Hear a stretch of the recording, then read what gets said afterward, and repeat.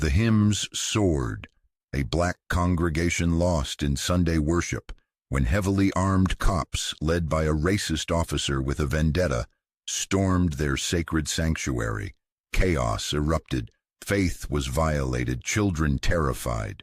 The officer, acting on a bogus tip he likely fabricated, sought to intimidate and control.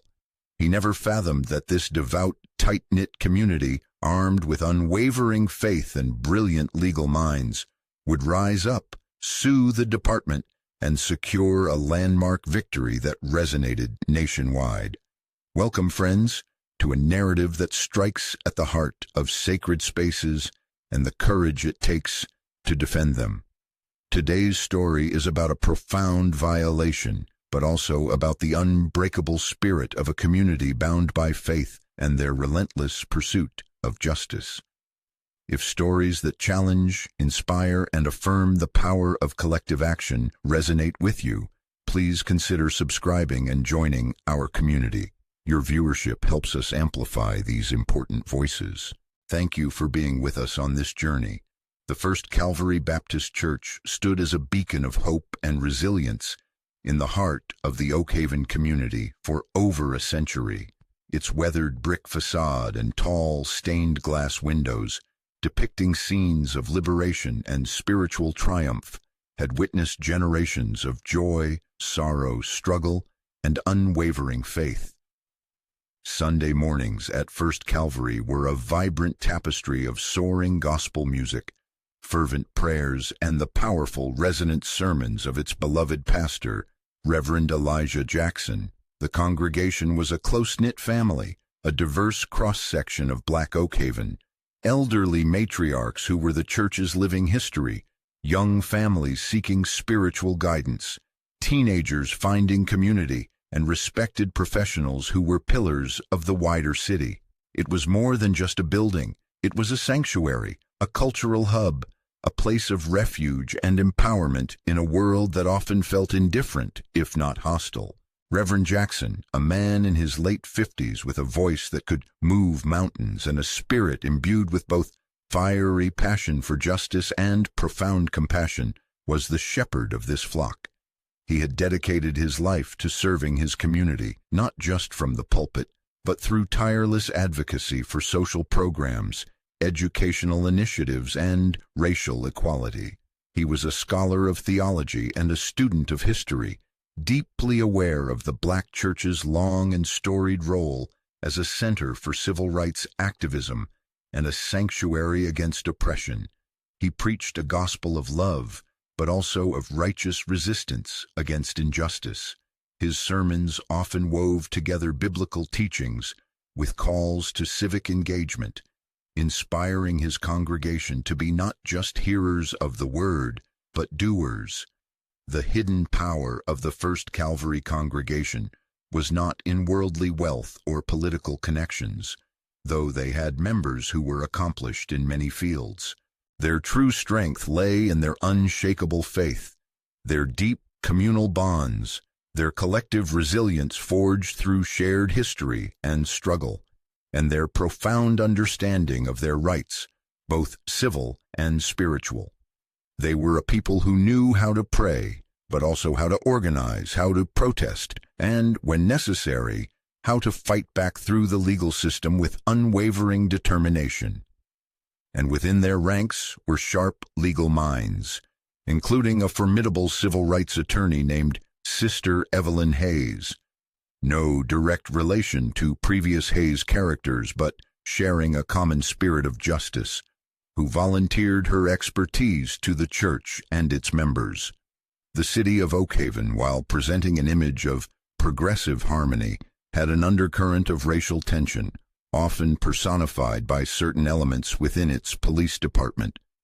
Lieutenant Mark Dixon was one such element. Dixon was a man whose career had stalled, his bitterness festering into a potent cocktail of resentment and racial animus. He viewed the Black community, and particularly an influential and outspoken institution like First Calvary, with suspicion and disdain. He saw Reverend Jackson's calls for social justice not as legitimate advocacy, but as incitement, a challenge to the established order he felt sworn to uphold, an order that, in his mind, benefited from keeping certain communities in their place. Dixon had a history of targeting black churches with anonymous tips about noise violations or alleged suspicious activity, none of which ever materialized into anything substantial, but served as a means of harassment and intimidation. He was looking for an excuse, any excuse to assert his authority over First Calvary. On this particular sun-drenched Sunday morning, the sanctuary of First Calvary was filled to capacity.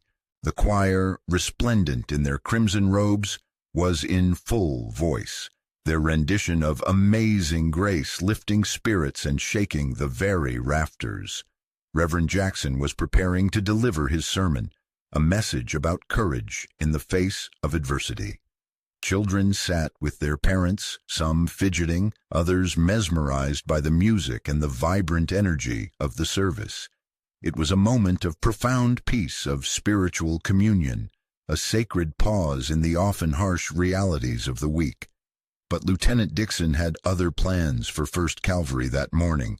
Armed with a dubious, uncorroborated anonymous tip alleging that a fugitive wanted on a minor parole violation was hiding amongst the congregation, a tip many in the department, and later the church, would suspect Dixon himself had fabricated or grossly exaggerated, he decided to make a statement.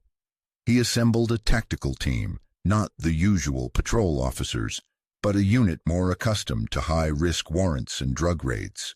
He briefed them with a sense of urgency, painting a picture of a potentially dangerous situation, conveniently omitting the sacred nature of the location or the unverified nature of his intelligence. He was not seeking a fugitive.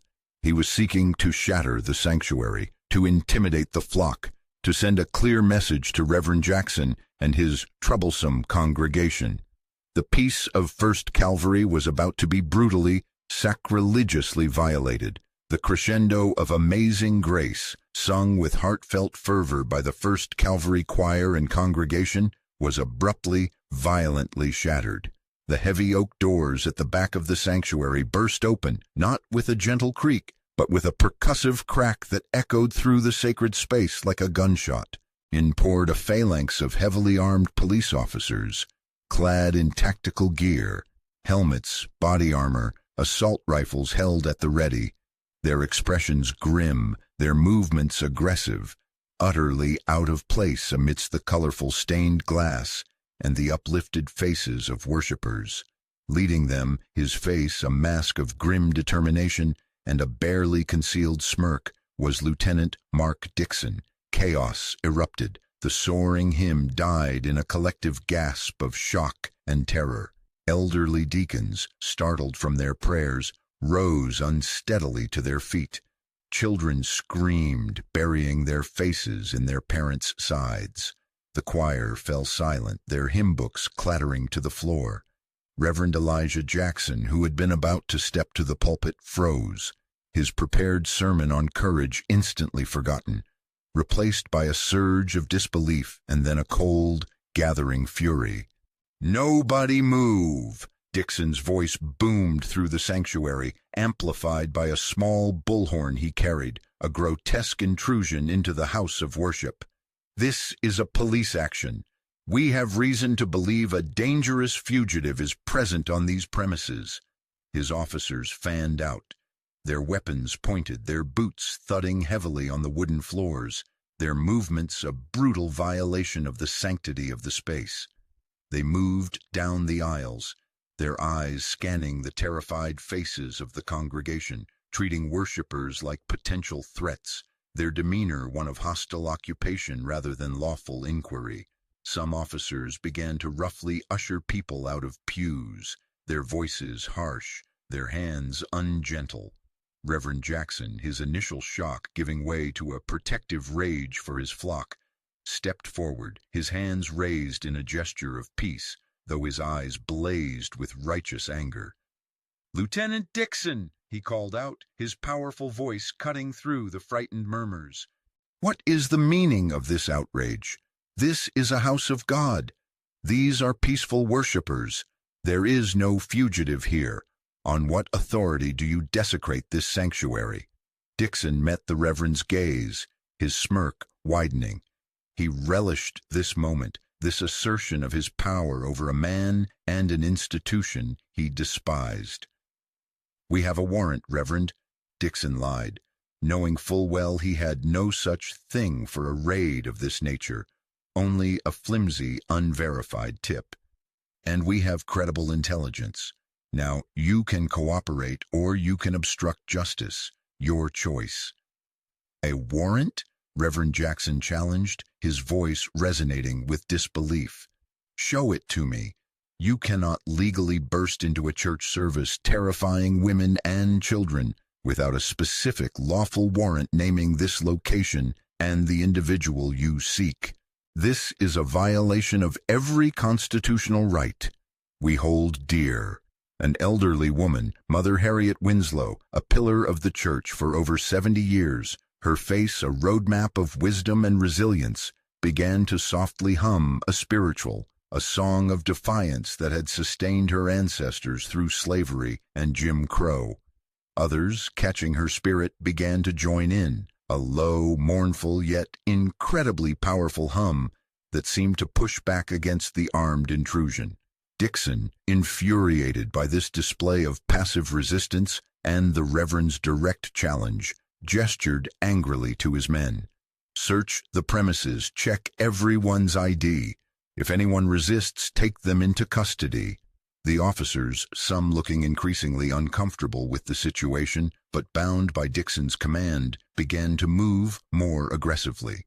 They started demanding identification from stunned church members, their tone accusatory. One young officer roughly grabbed the arm of a teenage boy who was slow to produce his ID, causing the boy's mother to cry out in protest. Another officer began to rifle through the offering plates, scattering envelopes of tithes and donations onto the floor, as if expecting to find a fugitive hiding beneath the collection. Sister Evelyn Hayes, the church's volunteer civil rights attorney, who had been seated in a front pew, rose to her feet, her expression one of cold, controlled fury. "Lieutenant Dixon," she stated, her voice clear and authoritative, cutting through the rising chaos. "Your actions here today are not only morally reprehensible, they are patently illegal. You are violating the Fourth Amendment rights of every single person in this sanctuary. You are engaging in unlawful search and seizure, false imprisonment, and the terroristic threatening of a peaceful assembly. Every officer under your command is now a party to these violations. I am putting you on notice. This church and its members will pursue every available legal remedy for this outrageous abuse of power." Dixon turned his glare on Evelyn, his face contorted with rage. "Are you threatening me, counselor?" "I am stating a fact, Lieutenant," Evelyn replied, unflinching. "You have crossed a line that will have severe and lasting consequences. I suggest you order your men to stand down and vacate these sacred premises immediately before you inflict further irreparable harm and incur further legal liability." The confrontation was stark. The brute force of Dixon's armed raid versus the moral and legal authority asserted by Reverend Jackson and Sister Evelyn Hayes, backed by the rising, defiant spirit of their congregation. Children were crying. Elderly members were visibly distressed. The sanctity of their worship had been shattered, replaced by an atmosphere of fear, intimidation, and profound violation. Dixon, realizing his search was yielding nothing but terror and escalating resistance, and perhaps finally sensing the monumental legal blunder he was committing, especially with a lawyer present and 100 eyewitnesses, began to look less certain. His credible intelligence had, predictably, proven false. There was no fugitive cowering in the pews. There was only a community of faith deeply wronged, their sacred space defiled, their spirits battered, but, as Dixon was about to learn, far from broken. The seeds of a massive lawsuit, a legal battle that would rock the city of Oakhaven and expose Dixon's bigotry to the world, were being sown in the desecrated aisles of First Calvary Baptist Church. The raid on First Calvary Baptist Church, which Lieutenant Dixon had envisioned as a swift, intimidating show of force, rapidly degenerated into a chaotic and legally indefensible debacle. His officers, despite their aggressive posturing, found no fugitive, no evidence of any wrongdoing, nothing to substantiate the flimsy pretext for their sacrilegious invasion. What they found instead was a congregation of ordinary people, teachers, nurses, small business owners, retirees, children, terrified, outraged, but increasingly, defiantly united. Mother Harriet Winslow's soft humming had swelled into a full-throated hymn, "We Shall Overcome," a song that had fueled generations of civil rights struggles. The sound, rich and resonant, filled the sanctuary, a powerful counter-narrative to the clatter of tactical gear and the barked commands of the police. It was a sound of spiritual armor, of unshakable faith in the face of oppression. Some officers visibly flinched, their eyes darting uncomfortably, the weight of their actions in this sacred space, perhaps beginning to penetrate their professional detachment. Sister Evelyn Hayes, her legal mind already cataloging every constitutional violation, began to calmly advise nearby church members. Do not consent to any searches of your person or belongings without a warrant. State your name if asked, but you are not required to answer further questions. Remain calm, but do not surrender your rights. She moved through the pews, her presence a beacon of composure and legal authority, a stark contrast to Dixon's increasingly erratic agitation. She also discreetly instructed several younger members, those with smartphones, to begin recording as unobtrusively as possible.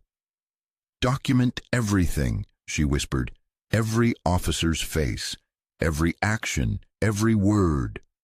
Reverend Jackson, standing firm at the front of the church, continued to challenge Dixon. "Lieutenant, your alleged fugitive is not here. You have terrorized my congregation, desecrated our place of worship, and violated our most fundamental rights, all based on what I can only assume is a fabricated or grossly unsubstantiated tip. I demand that you and your officers leave these premises immediately."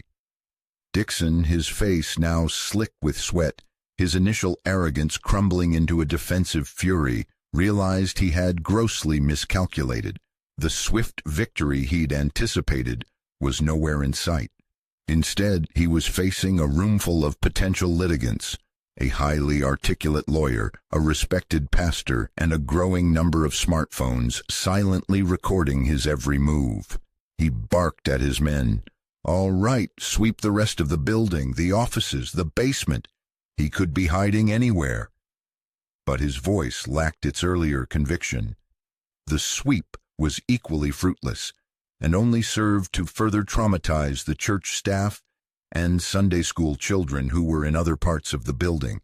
Officers burst into classrooms, interrupting Bible stories, their sudden appearance with drawn weapons terrifying the young children, some of whom burst into tears, their innocent understanding of police as helpers irrevocably shattered. They found nothing. No fugitive, no contraband, nothing but terrified children and indignant church volunteers. The situation outside the church was also escalating. Word of the raid had spread rapidly through the neighborhood via text messages and social media. A crowd of concerned community members, black, white, and Latino, began to gather on the sidewalks across the street, their numbers swelling by the minute. They watched in stunned disbelief as officers emerged from the church, their expressions a mixture of frustration and, in some cases, shame. Local news crews, alerted by calls from within the church and the gathering crowd, began to arrive, their cameras aimed at the unfolding drama. Lieutenant Dixon, who had sought to make a public statement of his power, was now the unwilling star of a public relations nightmare for the Oak Haven Police Department. Inside, after nearly an hour of fruitless and increasingly destructive searching, hymnals knocked to the floor, collection baskets overturned, closet doors forced open, Dixon finally, reluctantly, had to concede defeat. There was no fugitive.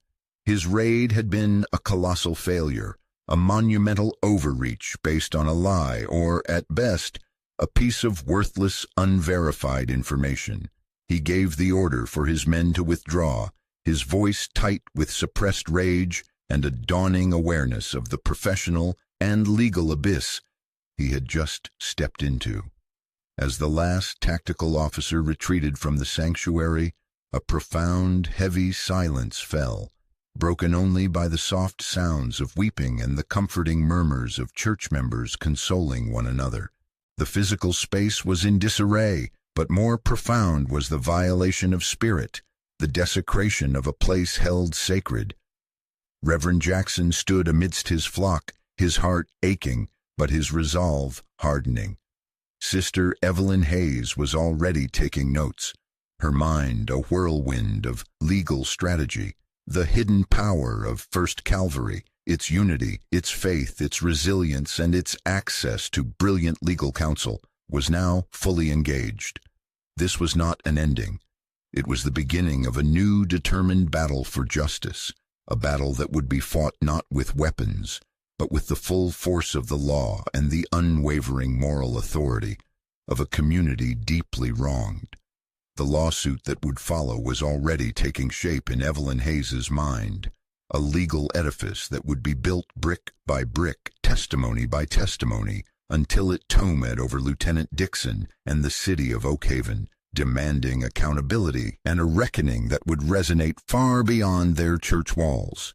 The immediate aftermath of the disastrous raid on First Calvary Baptist Church was a period of intense activity and strategic planning for Reverend Jackson, Sister Evelyn Hayes, and the church leadership.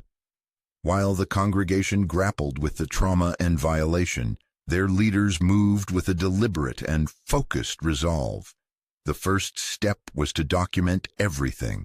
Sister Hayes, with a team of volunteer paralegals and law students from the church, meticulously collected sworn affidavits from every member present during the raid. They gathered the smartphone footage captured by quick-thinking congregants which, despite the chaos, provided damning visual evidence of the officers' aggressive tactics, Lieutenant Dixon's belligerent commands, and the utter lack of any legitimate basis for the intrusion.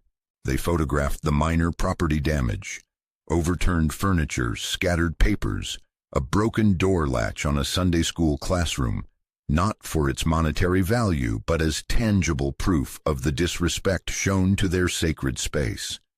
Simultaneously, Reverend Jackson, a man whose oratory could both soothe and ignite, took to the airwaves and the community forums. He didn't call for violence or retribution. He called for justice, for accountability, for a city to live up to its professed ideals of equality and respect for all its citizens and their places of worship. His press conferences held on the steps of First Calvary were powerful and dignified, his words resonating with a moral clarity that cut through the official obfuscations and defensive posturing coming from the Oak Haven Police Department and City Hall. He spoke of the terror inflicted upon children, the disrespect shown to elders, the sacrilegious violation of a sanctuary where people had gathered peacefully to worship God. This was not a police action in pursuit of a legitimate threat, Reverend Jackson declared, his voice ringing with conviction. This was an act of intimidation, an act of terror, designed to silence a voice that has long spoken truth to power in this city, and we will not be silenced. The city's initial response was woefully inadequate. Mayor Thompson, a politician more adept at ribbon cuttings than crisis management, issued a tepid statement expressing concern over the incident and promising a full internal review by the ODPD. Police Chief Reynolds, a man widely seen as being too close to the problematic old guard within the department, of which Lieutenant Dixon was a prominent member, initially defended Dixon's actions, citing the dangerous nature of pursuing fugitives and the complexities of tactical situations. These statements only fueled the public outrage.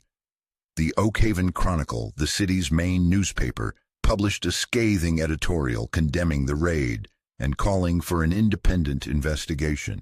National civil rights organizations, including the NAACP and the ACLU, issued statements of support for 1st Cavalry and offered their resources. Sister Evelyn Hayes, meanwhile, was preparing the legal offensive. She assembled a formidable legal team, drawing on pro bono support from several major law firms whose partners were either members of 1st Cavalry or deeply sympathetic to their cause. They meticulously crafted a comprehensive federal civil rights lawsuit against Lieutenant Mark Dixon individually, against every participating officer, against Police Chief Reynolds for his failure to supervise and his ratification of Dixon's misconduct, and against the city of Oakhaven for maintaining policies and practices that allowed such abuses to occur. The lawsuit alleged violations of the First Amendment, freedom of religion and assembly, the Fourth Amendment, unlawful search and seizure, unreasonable use of force, and the 14th Amendment, equal protection, as well as state claims for false imprisonment, assault, and intentional infliction of emotional distress. They sought not only substantial monetary damages, but, more importantly, injunctive relief, court-ordered reforms to ODPD policies regarding raids on sensitive locations like places of worship, mandatory retraining for officers, and the establishment of an independent civilian oversight body with real power. The lawsuit, when filed, was a bombshell.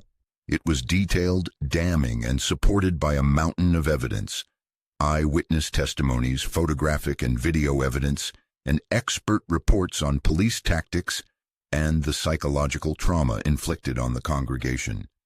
Lieutenant Dixon, who had perhaps hoped the incident would blow over, found himself the named defendant in a high-profile federal case, his career and reputation hanging by a thread. The city, facing the prospect of a costly, embarrassing, and likely losing legal battle, was thrown into turmoil. Insurance carriers warned of skyrocketing premiums. Bond rating agencies expressed concern. The carefully constructed image of Oakhaven as a progressive, harmonious city was unraveling. The discovery phase of the lawsuit was a relentless pursuit of truth.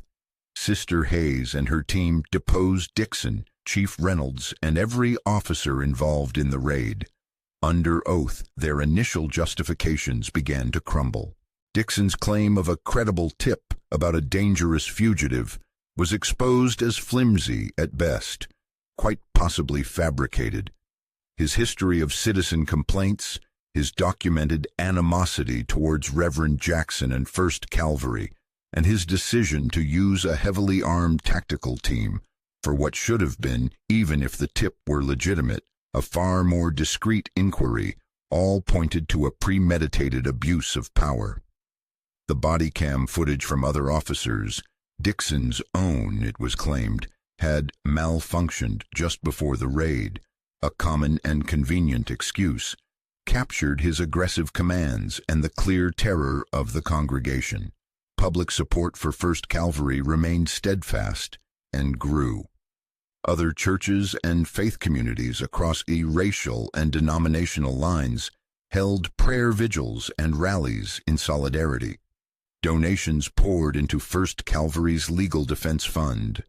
The moral authority was overwhelmingly on the side of the church. The city found itself increasingly isolated, its legal position untenable.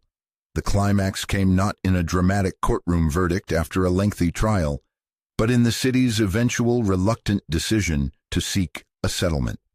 Their own legal counsel, after reviewing the overwhelming evidence amassed by Sister Hayes's team, advised them that going to trial would be catastrophic, likely resulting in an even larger judgment and further damage to the city's reputation.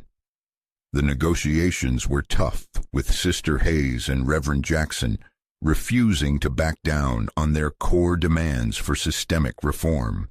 Finally, after months of intense legal wrangling, a landmark settlement was reached. The city of Oakhaven agreed to pay a multi-million-dollar sum to First Calvary Baptist Church and its affected members, one of the largest settlements for a civil rights violation in the city's history. But far more significant than the monetary compensation were the sweeping institutional reforms mandated by the settlement agreement. Lieutenant Dixon was forced into early retirement, his law enforcement career effectively over, though he narrowly avoided criminal charges due to the high bar for proving intent. Police Chief Reynolds, his authority fatally undermined, announced his resignation shortly thereafter. The city agreed to implement a new, stringent policy governing any police action at houses of worship, requiring high-level authorization and de-escalation tactics as the primary approach. Mandatory annual training in constitutional rights, implicit bias, and community engagement became standard for all ODPD officers. And, crucially, the city agreed to the formation of a truly independent civilian complaint review board with subpoena power and the authority to recommend disciplinary action against officers found guilty of misconduct. The victory for First Calvary Baptist Church was resounding.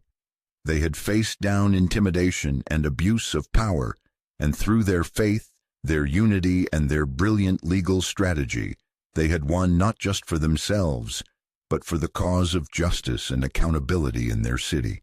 The sanctuary, once violated, had become the wellspring of a powerful movement for change.